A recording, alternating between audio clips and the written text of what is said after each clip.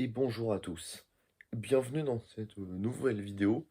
Aujourd'hui, on se retrouve donc pour un film classique des années 80, je l'avais dit du coup la semaine passée avec le début d'Evangélion, et on va parler de ni plus ni moins, un film du studio Ghibli que tout le monde connaît, 1988. Il s'agit de Mon voisin Totoro, le quatrième film de la carrière d'Hayao Miyazaki. Alors ce film fait donc suite après Château de Cagliostro en 79, Nausicaa de la vallée du vent en 84 et Château dans le ciel en 86, trois films dont on n'a pas parlé. Donc là on va parler de son quatrième, 88. Petite mention spéciale, c'est le tout premier film dont j'avais déjà parlé dans la première version que j'avais essayé et que j'avais arrêté sur YouTube.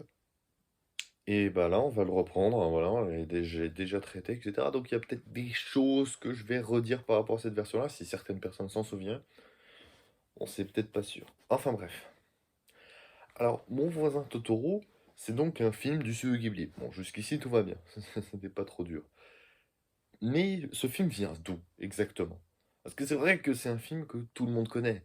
C'est un classique absolu, et je pense que beaucoup d'entre vous l'ont vu quand vous étiez petit. Alors ça dépend après quel âge vous avez quand vous regardez cette vidéo, mais en principe c'est un film qui fait partie des grands classiques et que des parents qui ont peut-être entendu parler un petit peu de Ghibli par-ci par-là, s'il y a bien un film japonais que des parents peuvent faire voir à un gamin assez jeune, c'est bien Mon voisin Totoro, avec bien sûr Pogno sur la falaise, mais lui il est beaucoup plus récent, donc c'est... Voilà. Totoro, il a quand même un statut particulier parce que non seulement c'est un classique, mais en plus il est vieux. Enfin, il est vieux, il a désormais 35 ans, donc voilà, il commence un petit peu à avoir son âge, hein, Totoro, hein, donc voilà. Alors ce film, pour la première fois, a été proposé par Hayao Miyazaki en 1980. On a déjà parlé de ce passage-là, c'était donc à sa proposition envers Tokuma Shoten pour un nouveau projet à partir de Château de Cagliostro. On rappelle, il y aura trois projets qui vont faire partie de ce plan-là d'Hayao Miyazaki, et il souhaitait en fait avoir l'un de ces trois projets qui soit validé par Tokuma Shoten. Ces trois projets donneront Le Château dans le ciel, Mon voisin Totoro donc, et le troisième aura beaucoup plus de temps pour se mettre en place, car il s'agit de la genèse de Princesse Mononoke. Et on l'a vu, notre ami Hayao Miyazaki va partir sur autre chose et va développer une histoire complètement différente pour développer un manga et donc un film derrière, à savoir Nausicaa de la vallée du vent. C'est vrai qu'il aurait pu partir sur un manga Totoro ou Château dans le ciel ou Princesse Mononoke et que le premier film aurait été du coup l'un de ces trois-là. Pourquoi pas? Mais on peut être quasi sûr, surtout pour Princesse Mononoke et même Totoro, peut-être pas le Château dans le ciel, mais en tout cas pour Totoro et Princesse Mononoke, on peut être sûr que si ça se serait passé comme ça, les films auraient été très différents. Déjà, Mon voisin Totoro, une grosse différence, c'est qu'il n'y a pas deux sœurs, il n'y en avait qu'une à la base, en 1980. Il n'y avait pas les deux sœurs Satsuki et Mei, il n'y avait qu'une seule petite fille qui rencontrait un esprit de la forêt. Et elle était, je crois, un peu toute seule, et il n'y a pas vraiment un rôle très important de la famille avec le père, la mère, etc. La mère qui est à l'hôpital, le père qui est au travail, etc. Ah, mais qui est très proche quand même de ses filles.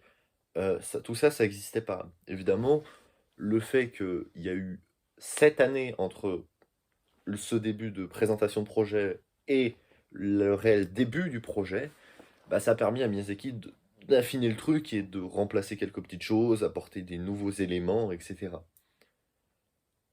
Donc Tokuma Shoten va refuser ça en 1980. En 1987, ou non, fin 86, Tokuma Shoten va recevoir une nouvelle proposition de la part du studio Ghibli après la réussite du Château dans le ciel. Mais, encore une fois, c'est un refus. C'est là que Toshio Suzuki va rentrer en jeu. Toshio Suzuki, légendaire président du studio Ghibli depuis 1990, et surtout légendaire producteur des films d'Hayao Miyazaki, encore producteur de Et vous, comment vivrez-vous, qui est sorti il n'y a pas longtemps, cette année. Euh, Toshio Suzuki va utiliser un peu son charisme et son pouvoir de persuasion pour convaincre Tokuma Shoten d'accepter le projet. Pour deux raisons. Déjà, d'une, parce qu'il est persuadé que Totoro ne peut pas convaincre et ne convaincra personne tant qu'il n'est pas animé. Autrement dit, il faut lui laisser une chance. parce que vous allez être séduit par le résultat. C'est vrai que là, ça a pas de gueule et que ça a l'air un peu nul, mais quand ce sera fini, vous allez voir que vous allez être séduit. Alors ça, c'est un peu risqué. Mais le deuxième élément qu'il va mettre en place, c'est donc de dire que Isao Takahata va produire un autre film en parallèle qui sortira le même jour dans les salles japonaises et que le jeune public pourra regarder l'un des films après l'autre. Autrement dit, on va faire deux films de moins de 60 minutes pour que, dans un seul ticket de cinéma, les enfants puissent regarder deux films. Et ce deuxième film, produit par Isao Takahata, enfin, non, pardon, réalisé par Isao Takahata, sortira aussi le 16 avril 1988 comme Mon voisin Totoro, et sera Le tombeau des Lucioles. Donc on est sur une ambiance qui est vraiment très très très différente.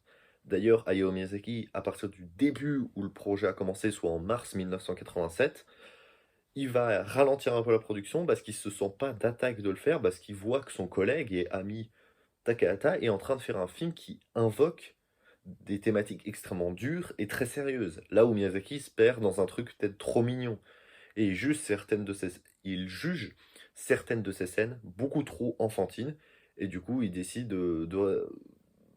il est à deux doigts en fait d'arrêter le projet.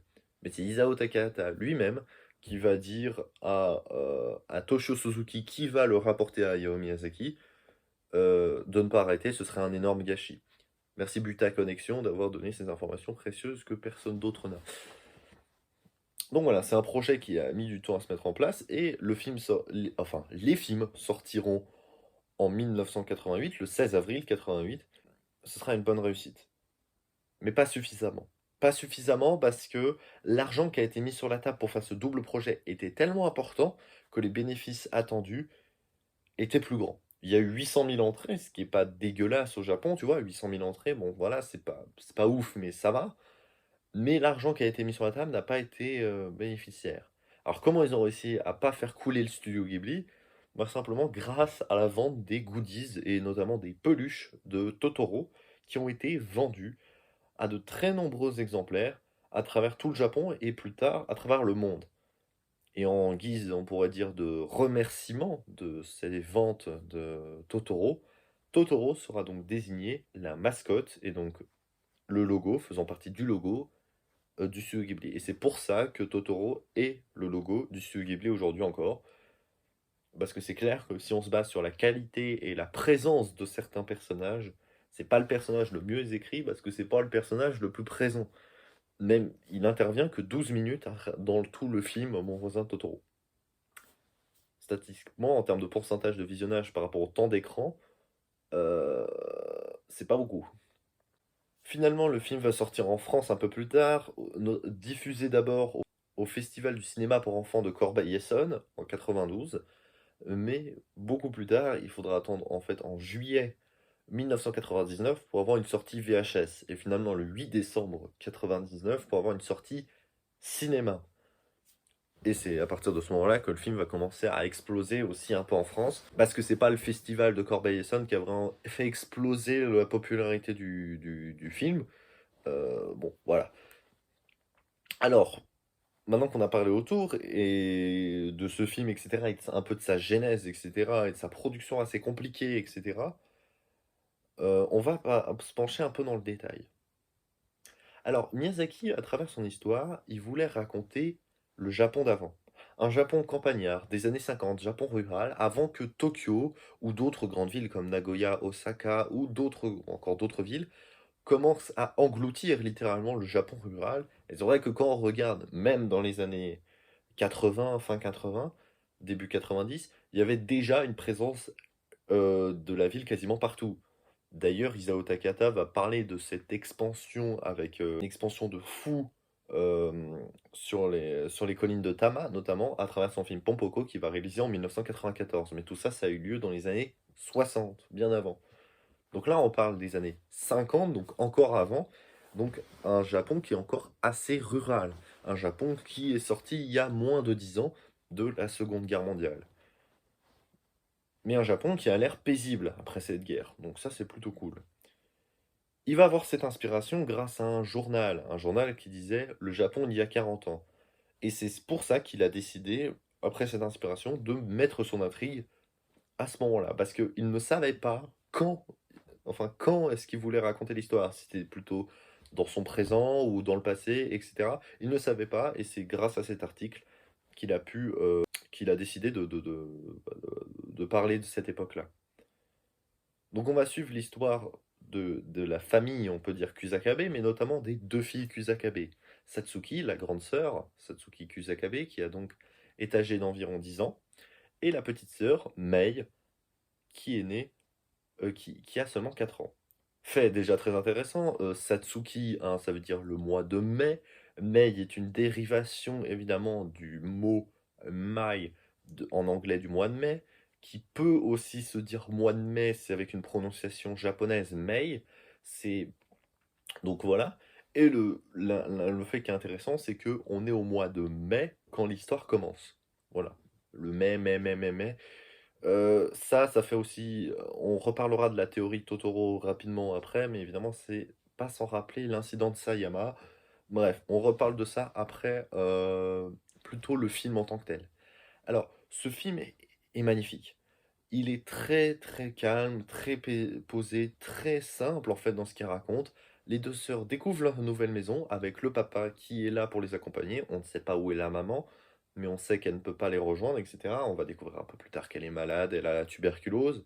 Ce qui rappelle évidemment l'enfance d'Hayao Miyazaki qui a subi la même chose, qui n'a pas pu voir sa mère pendant 3 ans à cause de sa maladie, alors qu'il était enfant.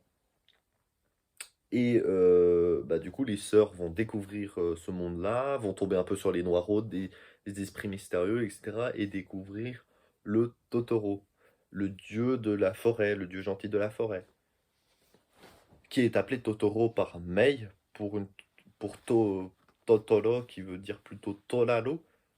C'est en fait, elle l'appelle Totoro pour Toraro, et Toraro, ça veut dire quoi? Un troll. En fait, c'est une prononciation assez bizarre d'une enfant, en fait, qui s'est trompée littéralement sur un mot. C'est pas une blague, hein, c'est juste l'enfant qui s'est trompé. C'est donc un mot assez tout mignon qui veut strictement rien dire, en fait. Totoro. C'est... Faut pas chercher une signification, ça veut rien dire. C'est pas quelque chose qui existe.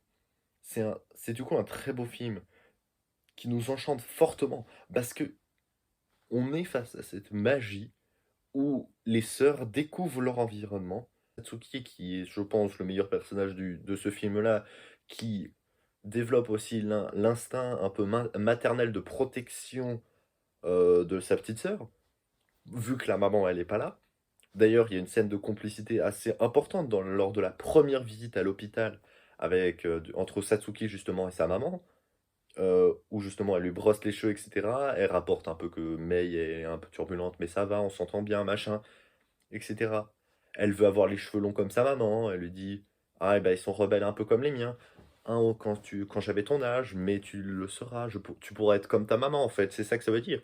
C'est beau, en fait, cette complicité qu'il y a entre Satsuki et sa maman, et Satsuki est vraiment là pour faire la deuxième maman envers, du coup, sa petite sœur Mei, ce qui est une relation et un comportement, je dirais, qui est totalement normal en vue de la situation. Vu que la maman, elle peut pas être là, vu qu'elle est malade, etc., on le sait. Et le père, lui, bah, il est souvent au travail, vu qu'il doit quand même travailler, mais il essaie de faire le maximum pour rester à la maison le plus longtemps possible avec ses filles, pour s'occuper un peu d'elles, vu que ses filles restent jeunes. Et Mei, elle est souvent seule, parce que Satsuki est soit en cours, et son père, enfin, est en cours, et son père est au travail. Donc elle reste avec la grand-mère, qui est la voisine, en fait, de la famille Kusakabe, mais elle veut pas, etc. Il y a cette scène, justement, où elle demande, elle supplie, ou elle fait plutôt une colère à la grand-mère pour être ramenée auprès de sa grande sœur. Et du coup, elle assiste au cours, etc. C'est une scène qui est assez mignonne, où elle dessine le Totoro, justement, etc. Donc on est sur un film de découverte, un film qui est censé parler aux enfants, un film qui n'a pas de thématique de conflit, de guerre, de réflexion sur l'humanité et la technologie. On n'est pas dans ce délire-là. Miyazaki, on a fait beaucoup des films comme ça, mais là on est clairement dans un truc beaucoup plus chill. Alors c'est vrai que là où la critique est un peu tombée dessus à l'époque, c'est que après Nausicaa de la vallée du vent et Le château dans le ciel, c'est vrai que ça a fait un choc au public. C'est vrai que là on a pris un sacré putain de virage, hein, entre les deux premiers films qu'il a fait pour le studio Ghibli. Enfin, même si Nausicaa, oui, je sais, c'est pas vraiment Ghibli, gna gna, on en a déjà parlé. Euh, et Le Château dans le ciel. Bah, c'est clair qu'après, avec Mon voisin Totoro, qui est en plus un film assez court, qui fait même pas 1 heure et demie, bah, c'est clair que c'est un sacré virage, quoi. Et les gens, ils étaient peut-être pas forcément prêts, en fait. Assez particulier. Mais pourtant, ça reste un film cultissime. Tout le monde le connaît, c'est un film mythique, juste. Et c'est maintenant qu'on va assombrir un peu le tableau. Parce qu'évidemment, vous avez certainement déjà entendu parler de cette théorie qui circule beaucoup, qui a beaucoup circulé il n'y a pas si longtemps que ça, en vrai. Il y a beaucoup de gens qui en ont parlé il n'y a pas longtemps. Pourtant, c'est un film qui est vieux, hein. Donc, beaucoup de gens l'ont certainement remarqué. Je parle bien évidemment de l'incident de Sayama. Alors, je vais prendre un petit mot sur la théorie. Je vais pas revenir sur cette affaire assez glauque. Je vais juste mentionner le fait que, voilà, il y a un mec qui a été inculpé pour un viol et homicide sur mineur, euh, et que la police a été remise en cause pour ne pas avoir retrouvé le corps, enfin, l'a disparu rapidement, ce qui va provoquer le suicide de sa sœur, qui se sentit responsable, en fait, de toute cette affaire, alors qu'elle n'y est pour rien. Donc c'est une histoire assez sordide qui a eu lieu dans les années 50, littéralement dans un bled qui est à peu près à 6 kilomètres de là où se déroule l'histoire de Mon voisin Totoro. D'ailleurs, il y a une boîte à thé marquée Sayama dessus. On est à peu près dans les mêmes années.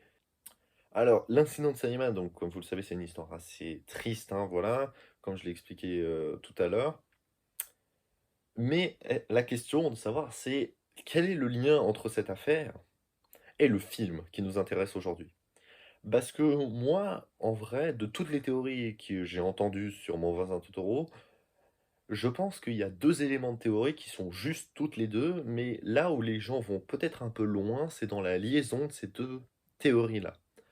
La première théorie, c'est la théorie de l'incident de Sayama en référence. C'est-à-dire que Hayao Miyazaki a mis une référence totalement volontaire de cet incident.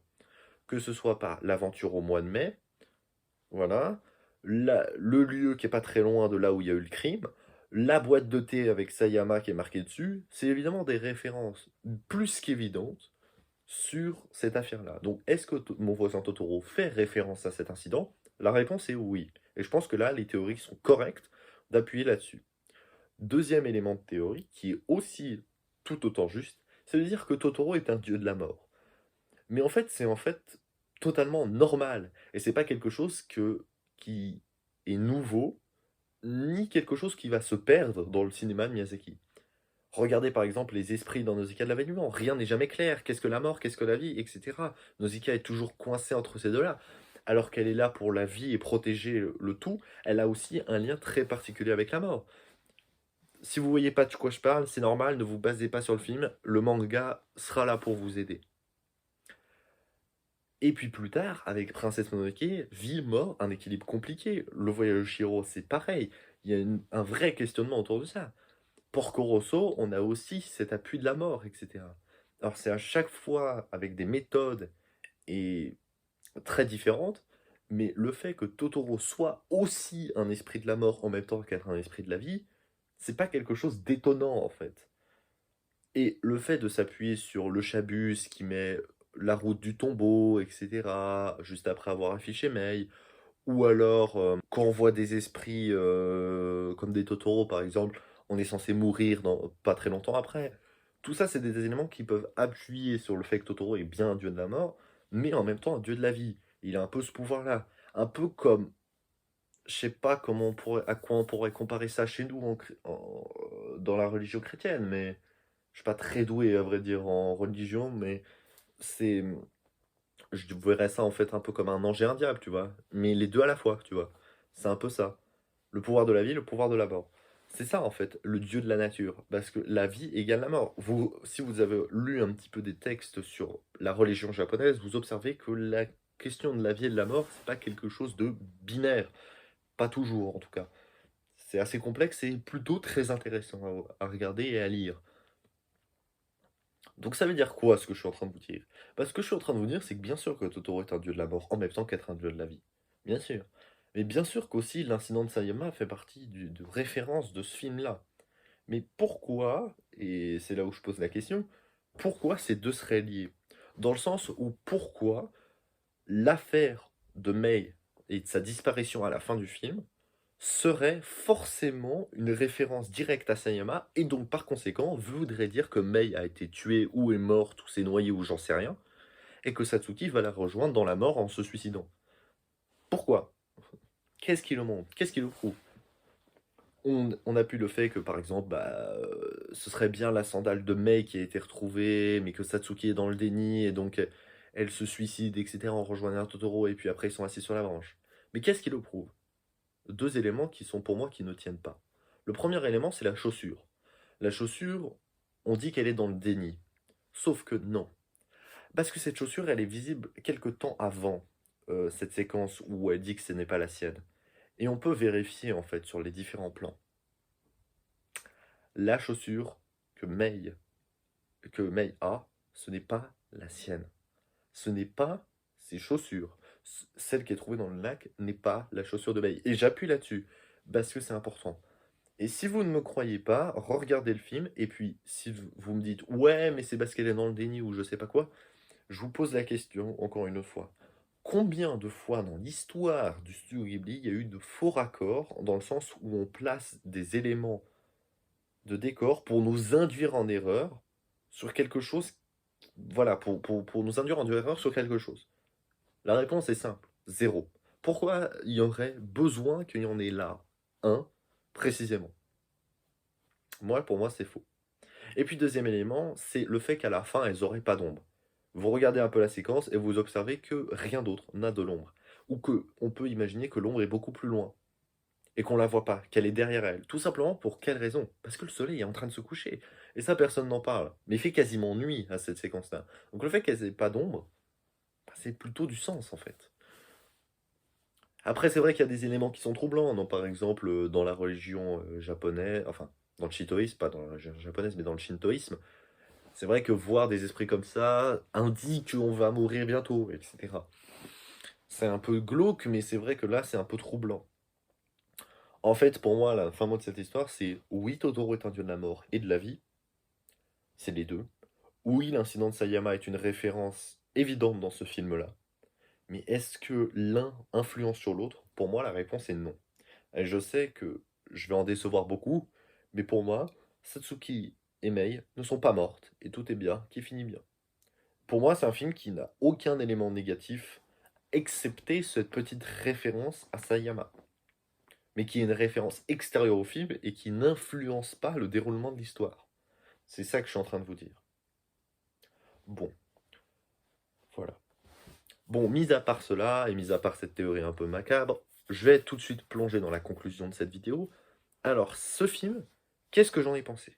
Alors, pour moi, clairement, ce film, c'est le moins bon d'Hayao Miyazaki. Et j'appuie bien sur le fait de dire le moins bon, pas le pire, parce que clairement, c'est Miyazaki. Tous ses films sont exceptionnels et tous ses films sont rentrés dans l'histoire. Peut-être pas Le Château de Cagliostro, et même encore. Mais tous ces films sont très bien. Mais Mon Fils Totoro fait une erreur. Et pour moi, c'est sa fin. En fait, on voit que Miyazaki est vraiment pas à l'aise pour ce format de film, c'est-à-dire de film de moins d'une heure et demie. On a l'impression en fait que la fin est rushée, que le scénario n'a plus aucun sens et que Satsuki et Mei tout s'enchaîne dans l'espace de même pas 2 minutes de film entre la disparition de Mei et le temps qu'on la retrouve. C'est trop court et il y a pas vraiment de suspense. En fait, la déconstruction du film et je dirais, du calme de la première partie, du début du film, elle dure trop longtemps, elle dure 1 heure, comme tous les films de Miyazaki. Mais sauf que là, bam, la fin, la résolution de cette complication, elle est ultra rushée et trop rapide. Et c'est pour ça que le film n'arrive pas à nous prendre dans sa fin. Et c'est pour ça que moi, la fin de Totoro, elle m'a pas forcément super bien marqué. C'était trop rapide. Alors qu'une fin comme celle de Chihiro, du Château dans le ciel, ou de Nausicaa de la vue du vent, ou même Princesse Mononoke, ça c'est des fins qui marquent. Mais celle de Totoro, il n'y a rien d'exceptionnel dans cette fin. C'est pour ça que moi je dis, ce film n'est clairement pas le meilleur, et je dirais même le moins bon que Hayao Miyazaki ait pu produire. Mais est-ce que ça veut dire que c'est un film qui est acheté à la poubelle? Bien sûr que non. C'est un super film qu'il faut quand même voir. Et moi, je le regarde toujours avec grand plaisir. Et c'est pas parce que j'ai découvert il y a quelques années l'histoire de l'incident de Sayama que ça va me dégoûter de ce film. Pas du tout. Je continue à le regarder avec autant de mignonnerie que j'ai pu le regarder à l'époque. C'est un super film. Et moi, je vous le recommande toujours à 100%. Sa fin est trop rushée, c'est son seul défaut, et ça fait de lui directement passer à la dernière place pour moi des films de Hayao Miyazaki. Et voilà. Sur ce, je vous dis à une prochaine. On se retrouve évidemment la semaine prochaine hein, pour les épisodes 4, 5 et 6 d'Evangelion. On continue, hein, bien sûr. Et dans 2 semaines, on se retrouvera pour un nouveau film d'animation, etc., etc. Et je vous dis à plus tout le monde.